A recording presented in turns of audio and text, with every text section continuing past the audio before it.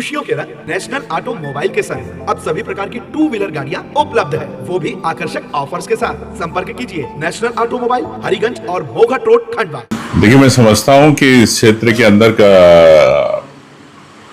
आदिवासी जल जंगल जमीन को लेके काफी समय से लड़ाई लड़ते आ रहे हैं, लेकिन सरकार उनको पट्टे नहीं दे रही। पूरे देश भर के अंदर 8 लाख पट्टे लगभग पेंडिंग पड़े। सरकार के अधिकारी जो कई सालों से आदिवासी उस पर काबिज है, जो अपने परिवार पीढ़ियों के साथ रहते आ रहे हैं, उनके साथ भेदभाव क्यों करना चाहती? भारतीय जनता पार्टी अपने लोगों को पट्टे देना चाहती है, उन आदिवासियों को जो इनके से जुड़े हुए हैं, लेकिन जो आदिवासी जो निष्पक्ष है, खेती किसानी कर रहा है कई सालों से, उनको क्यों नहीं आप पट्टा देना चाहते हो? तो ये कथनी और करनी में फर्क है भारतीय जनता पार्टी का। आदिवासियों के नाम पर आप विकास की बात करते हैं, लेकिन विकास कहाँ है? जंगल से आदिवासियों को बाहर किया जा रहा है। जंगल उनका अधिकार है, जंगल को लेके उनकी जीविका चलती है, उसमें किस प्रकार से भ्रष्टाचार हो रहा है आप जानते हैं।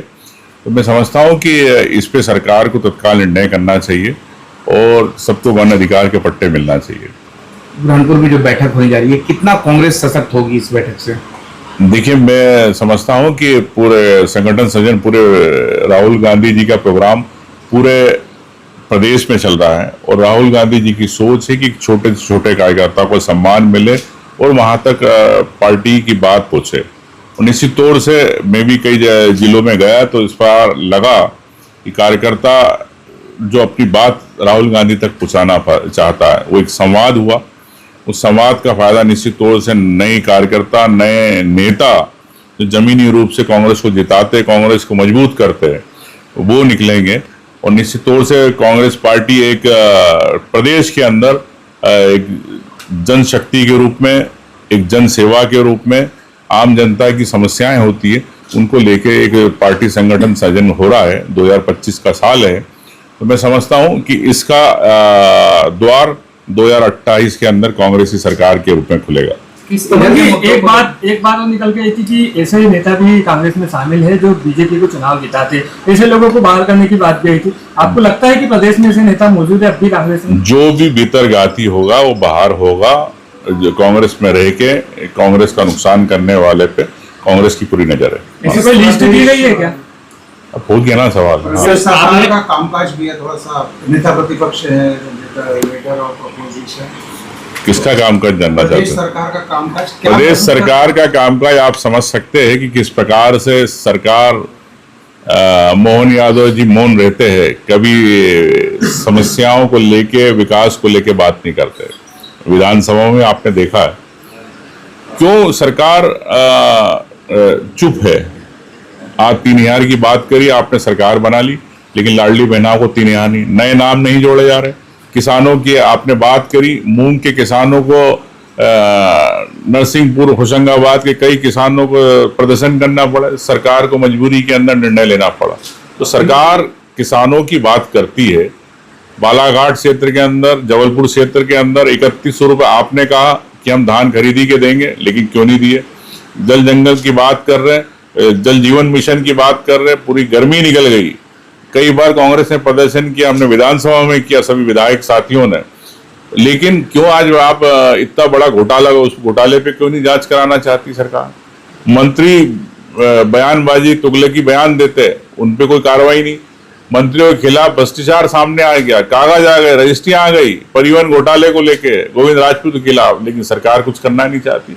सरकार जनता के पैसों से घी पीना चाहती, कंबल ओढ़ के, प्रदेश का विकास नहीं करना चाहती। तो जानकार लोगों का कहना पड़ रहा है कि शराब एक बहुत बड़ी चुनौती इस स्टेट के लिए आएगी और जिन लोगों को ये चीज की रोकथाम करना चाहिए वो खुद इस व्यवसाय में आ गए। देखिए, मैं समझता हूँ कि शराब बंदी को लेके मुख्यमंत्री जी धार्मिक स्थलों पर बंदी करना चाहते हैं, लेकिन धार्मिक स्थली के 2 किलोमीटर दूर जाकर शराब बिक रही है।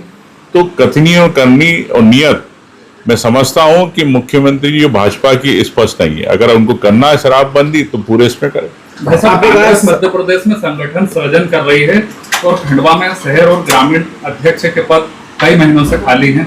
कब तक के खंडवा में अध्यक्षों की नियुक्ति हो जाएगी? निश्चित तौर से ये आपको कहा मैंने कि 2025 संगठन सृजन का है और इसीलिए राहुल गांधी जी के द्वारा एआईसीसी पर्यवेक्षक भेजे गए हैं।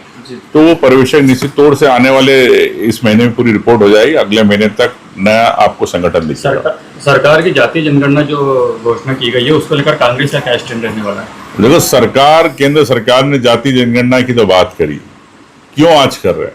क्या बिहार चुनाव आ गया इसलिए? क्या राहुल गांधी जी ने पूरा एक अलग जगह जननायक के रूप में जातीय जनगणना को लेके बात हुई इसलिए? आप मुद्दा छीनना चाहते हो, लेकिन क्या आपसे मैं ये कहना चाहता हूं केंद्र सरकार से कि क्या 2029 का जब चुनाव आएगा लोकसभा का, क्या उसके पहले आप जातिगत जनगणना पूरी कराएंगे? क्या आप परिसीमन पूरा कराएंगे? क्या आप महिला को आरक्षण देंगे?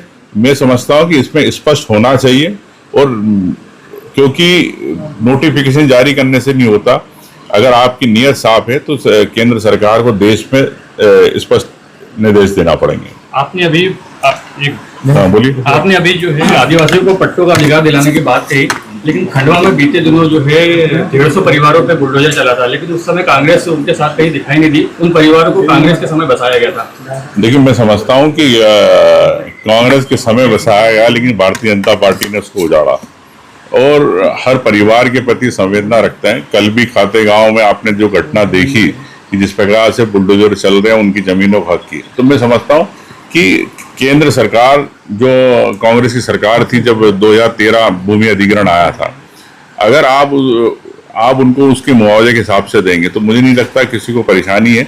लेकिन यहाँ पर बड़े उद्योगपतियों को जमीनें देना चाहती है आदिवासियों की लेके, ये भाजपा की नीति है।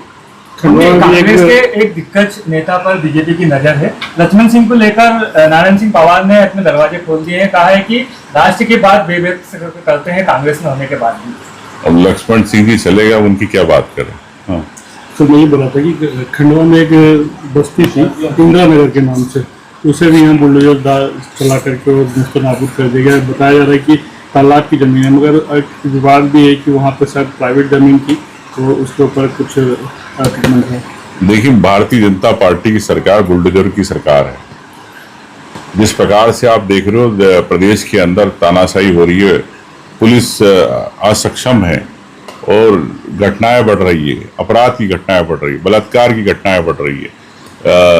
तो मैं समझता हूं कि भाजपा सरकार माफिया सरकार हो गई है। Congress thank you.